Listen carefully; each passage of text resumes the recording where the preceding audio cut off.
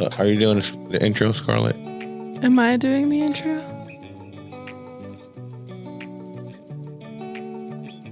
Yeah, do the intro. What do I say? Hey, welcome to this episode of Full Send with Juan and Keith.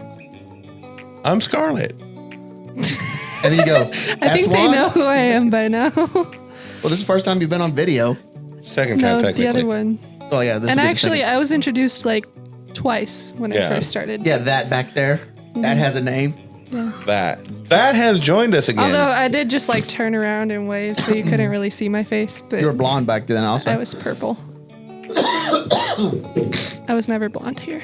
For the that, you were... I was No, you had the purple. orange then. I had purple. Oh. I did have purple hair. Well, do the intro. Why? Why not? Because I don't even want to be on camera. But you want to be on the show. I want my voice to be on the show. Well, use your I voice. told and- you I'm the laugh track, not the... Put your hood on. Oh yeah, I do have a hood. I already have a hat though. Put the head on top of the hood. All right, welcome to this episode of Full Send. I'm Kiefer. That's Juan. And then we have Scarlett, or from the first introduction of her, we have that with us again. That Has a thing. name. It's Scarlett. Syllables? No, pronouns. Pronouns. There you go. Why did I say so? Syllables. Syllables. What are your syllables? 2. Kiefer. Mine is also 2. Hey, man. It's a long day. Let's just If got you started. misspell wands, it's 2. Jaun. Yeah. Or it's 3. If you think his name is Javier. Yeah. Javier. Yeah, that's 3. I had to You think about doubt my that. ability to count? A little bit.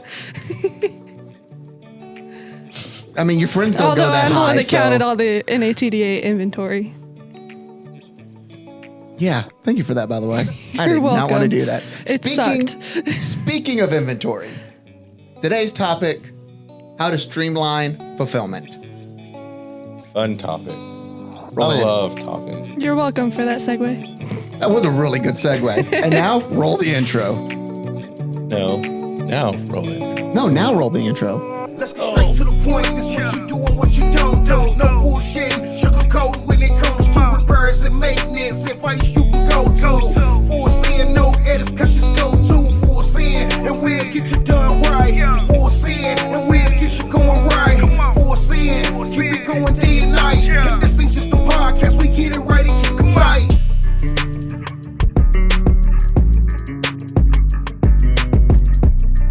Yeah. Streamlining. What do you call it? Fulfillment, operations, inventory, warehouse management. Streamline going from sales to shipping.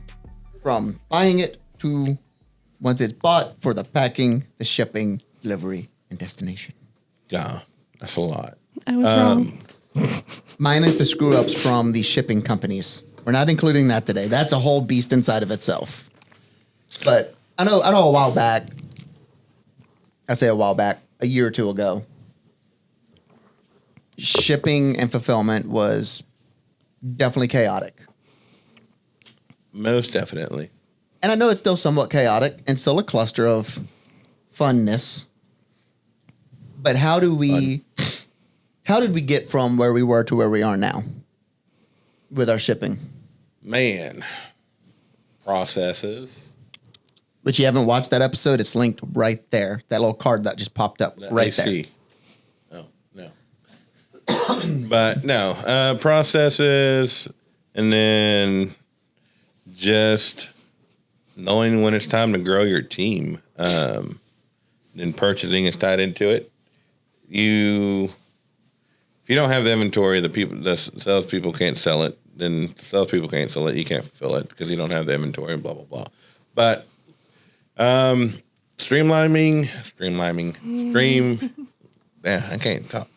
Getting your purchasing in order is a keynote to that, because you want to make sure that your vendors, you have good, solid communication with your vendors, that they're able to communicate back and forth with their issues as far as inventory levels go, Because I remember at one point before we had someone doing purchasing by themselves, that the salespeople would sell it, and there'd be 20 different people communicating about the same thing straight from the sales room to the admin side over here, and things would get lost, things would get duplicated, it was crazy.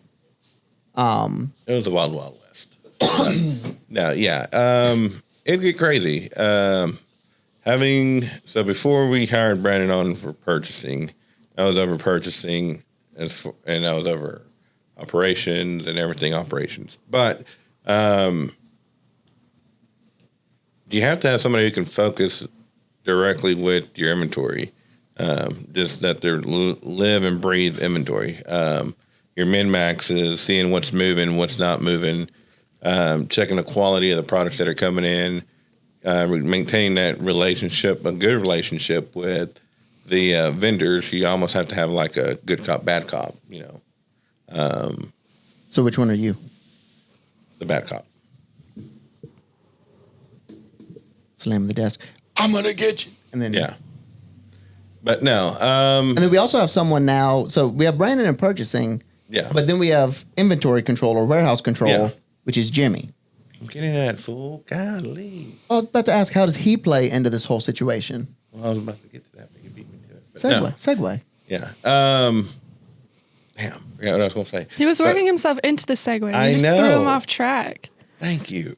But no, Brandon's I'm over taking your purchasing. mic away. Thank you. Brandon is over purchasing, and he focuses on the quality and all that of the product, maintaining the relationship with the vendors. On the flip side of that, on the back side of it, we have Jimmy, who is over the warehouse management, warehousing, restocking all the shelves, making sure, rotating all your inventory. That way we're not sitting on old inventory. So basically their two relationship, they have to be like neck to neck or like Siamese twins almost, because they have to be able to have an open communication of, hey, this product isn't moving. Hey, we're getting low on this, or we're having defects on these products that one person can't catch everything. So Jimmy is vital to the play as far as with restocking, checking the quality of the products, making sure the fulfillment team has enough products on their shelves to fulfill all the orders coming in, and then and just everything that has to do with the warehousing part of it. So let me ask this. If you were sitting down at a table with someone that is trying to get their operations department, specifically fulfillment of products, whether it's auto industry like us or t-shirt company or whatever that looks like, right? Whatever industry that is. They're sitting down at a table with you and they're like, hey, how do I get to this point? It's chaos right now. So what is as easily explained as possible? How do you get to the point where you start streamlining that and becoming better at organizing your fulfillment processes? So one thing I would recommend is knowing how many products you have, because you might not need a team as big as I have, because we'll have Jimmy, Brandon, and Samantha. If you have a smaller organization, you can get away with two, is how I was doing it before we grew even bigger. Because you can have your purchasing do the receiving and the warehousing. And that way they can see what's moving and what's not moving. But with us, that we have so many products. I mean, we have over 2,500 SKUs on our website, so Yeah. it's crazy insane. Yeah. So, I mean, even right now, I feel they're shorthanded. So I am looking to hire one or two more people to assist them in warehousing. But it's knowing how many products you have, knowing the capacity that each role that you're going to implement is capable of. You don't want to overwork somebody and then get nothing accomplished. I mean, you don't want to overstaff yourself, but at the same time, you don't want to overwork your staff that you currently have. So see how many products you have, see what is the minimum number of people you can work with, and then what's the more comfortable number that you can afford. Yeah, because I know a lot of it boils down to workload. And if you have 3 people on the admin side of operations, so you're purchasing, inventory, and shipping, and you have 2 guys, but you have 500 packages in the queue to ship out, and they're never catching up to that.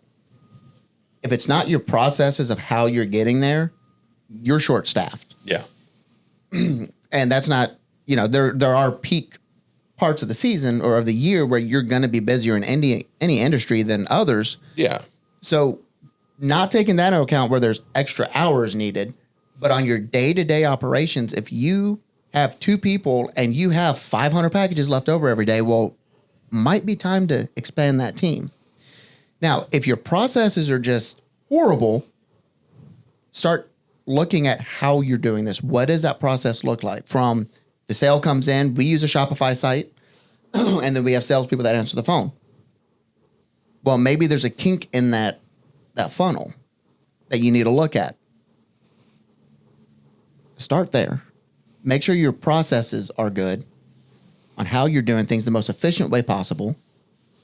Then after that, if you are still behind, if you are still not managing the chaos of the number of packages or how things are being shipped out, quality, quickness, it might be time to expand that team. And that's what we've had to do. We have 5 ground? 6. 6 ground and 2 freight. And we can barely keep up. Yeah, we ship on a monthly basis anywhere from about 3,000 packages a month, or 3,000 orders a month. That's about 700-ish, give or take 750 a week. So, and that's my team busting their ass. So, I mean, again, in a building that's 114 degrees in the shade because it's so freaking hot here in Texas right now. Like I go out this door from my studio and it's upstairs and I walk into an oven. Yeah. I can't, I don't know how these guys do it. I'm going to bring some brownies and see if they'll cook. Go throw an egg in the, egg or some bread into the mailbox out there, see if it bakes. Yeah. But no, it's something that like to be able to get to the point to where you are productive and efficient, you really got to take some time and examine how your operations are flowing. There's plenty of self-help YouTube videos and books you can read on refining that process. And you can find other companies like, Vistage has groups, EOS has, or Entrepreneur EO has groups that are full of people in operations and marketing and sales that you can come together as a round table and discuss these things. Look for those opportunities.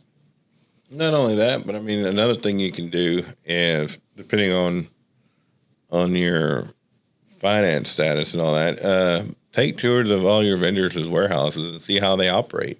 Ask them questions on how does your process work for when my order comes in. That way you have a better understanding of how they operate, so you know their timelines and how long it takes for them to fulfill your order. And you can pick up nuggets of how they operate that you can apply to yours. Because I know after every trip that I know you and Sam did a shipping conference, and then y'all went to Diamond C. Y'all went to a couple of other vendors that we have and saw how they operated. And you took notes, and you're like, all right, these are the things I want to implement from this. We're going to a barcoding system here soon, and just be able to track inventory and warehouse better. But it's also exciting. Yes. Because it's a step forward. But within that, look for those opportunities where you can grow. Don't be afraid to examine your operations and, feel bad because they're in chaos right now. Get excited because there's opportunities to fix things. Yeah. And then also see, where your company is wanting to head to. So, like for us, Tyler, in I think it's 8 years or 10 years, he wants to do $50 million in revenue. Totally possible. But it won't be the same company that we are now in order to do $50 million in shipped revenue. Because we're going to have a WMS system implemented where we're barcoding, and we're scanning incoming orders, scanning outgoing orders. And There's a company that I've always been fascinated by, and I want to go there one day, but I've never been to New York. Little Debbie's. No, I need to stay away from that place. B&H Warehouse or B&H Photo. They have a historic building in New York City, but when you order something, they don't go walk to a shelf and grab it. Everything on the floor is display. They literally put it in a computer, and someone downstairs puts a tote on a conveyor belt. And this conveyor belt goes up and down 5 stories of building to that place, pulls the right product. They get it on there. They get it to you, and it's pipes on belts. Like you're like when you have the cartoons or the comedy or the movies that you see all the airport conveyor belts that are just like insane. Yeah. It's that. That is an inventory system. Chaotic, but it works for them. I've always wanted to go tour that place just because of the amount of delivery systems they have.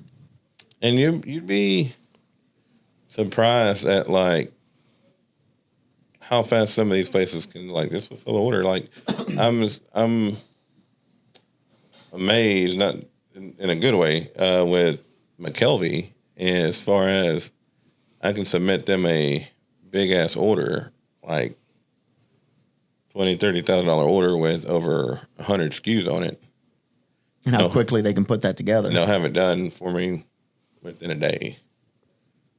And that's my goal here, is to have that same turnaround service for our customers, is to have that our vendors have. And if we had $20,000-$30,000 order on the regular, that'd be nice too. Oh, hell yeah. That's that $50 million goal, that big hairy goal that we're going after. Yeah. But no, it's I said, to answer your original question is, what I would tell them short and sweet would be just see how many people you need to actually operate. Don't be afraid to expand, because you're going to have to expand in order to grow. If your goal is to grow and scale your business, you're going to have to grow your team. Yeah. We went from 2 people fulfilling ground and 1 person in freight to 6 people in ground and 2 on freight. And within a year and a half. Yeah. It's amazing, because with that growth, we had growth in the sales team. We had growth in the finance department. Growth in this department. Yes. It's growth is scary, but natural growth is amazing. When you get to the point where you need to add people, but be cautious, because if you think it's that kind of growth and it's not, you're going to get in trouble. Look at your analytics. Look at your trends of what's been happening. Yeah, most definitely. And like you said earlier, there are peak seasons where you are busier than normal, especially like in the clothing retail side of it. During the holidays, your business is gonna pick up because of Christmas, Thanksgiving, school. Well, there's a lot of people like with the addition of TikTok Shop on TikTok right now. There's a lot of these small creators. Like I have a laser engraving company that I own, that I operate. So I follow a lot of those kind of people on TikTok, and they'll make a patch for a hat, or they'll make a shirt, or they'll make earrings or whatever, or a sign, and it just blows up. And they can't fulfill all the orders they get. And with TikTok, you have to get it out within a day and a half, 2 days or something like that. And they're adding all this staff to these little mom and pop shops where it's a husband and wife doing this. And they're coming to find out that it's not sustainable, because they're hiring these people. And then once that product isn't trending anymore, yeah, because it's a trend. It's so like don't the poppets. Yeah, don't fall for the trends, but take a serious dive into the analytics of your company and the trends of how much am I shipping? How long have I been shipping this? Is this just a peak season? Do we just need to be working more hours, or do we need to expand our team because this is steady growth? And that's kind of like what one of the older episodes we did, expanding into different warehouses, is falls in the same category. For the longest, we were like, oh, we need to expand to the East Coast, West Coast, and which it's still in the foreseeable future, but we solved majority of our issues that we were having at the time because we thought we couldn't keep up with just adding on to the team. Now, Now, are there perks to doing the different locations? Absolutely. But is that is that natural growth for us right now? No. That's forced growth. We're going to get in trouble with that. Give it a year or two. Yeah. You know, when we are maxed out at this capacity at this place doing these things, and we are forced to add more people in other places, that's when that's good. Or there's a legitimate reason for marketing, shipping, something like that, right? Not just because, oh, well, that's what other companies do. No, let's take a step back and look at our trends, our analytics, our growth, and see what's natural for us. So examine yourself, examine your company, and don't freak out if growth is needed, but don't fall for the trap of viral trends. Yeah. So within that, that's this episode. We will see y'all next week. If subscribe, follow us. We're available on all the audio platforms, available on YouTube. Don't forget to follow Women in the Trailer Industry. We got NATDA coming up. If you are in the trailer industry and attending NATDA, link in the bottom for signing up to be on the podcast with us or Women in the Trailer Industry. We'll be there. Ooh, if you sign up with us, you get a goodie bag. Yeah, we have some good stuff. Hot sauce, hats, keychains. We made some Flasks and some 30-ounce tumblers that were laser engraved by the one and only me. The hats weren't. The hats were embroidered by another company. Me. I'm playing. But yeah, we'll see y'all on the next one. Y'all stay safe. Bye. Bye.